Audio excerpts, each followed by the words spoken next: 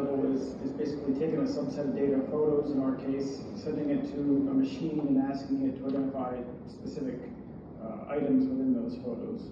And before I get into the use case, I think it's relevant to talk about the technology that we're using here. I think on AWS side, we're using Rekognition, which is the machine learning service from AWS that's really good with videos and photos.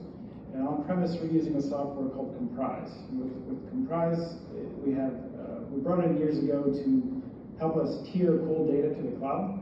If a file hadn't been touched, it would move it to an S3 bucket, and if it got hot again, it would move it back. So what we're asking Komprise to do is basically do the same thing, but just send a copy to Rekognition and get a tag from that. What's key about that is that it has a global file index. It has insight into our on-premise unstructured data, and it has the ability to talk to the cloud. So we partnered with our library with this solution, and we came up with, they came up with two use cases. The first was JFK.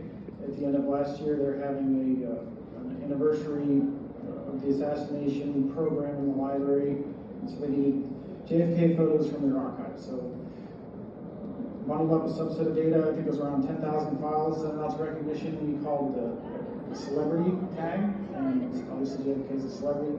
39 minutes, there was 27 photos tagged with JFK. So not really humanly possible there to go through 10,000 files. That was a step in the right direction. The next one was a little bit of a challenge, but it was using a custom model because last summer our archivists had spent half of this summer going through thousands of images trying to find a building on campus. And so what we did was use the custom label call in Rekognition, and we trained a machine on what Old Main looks like.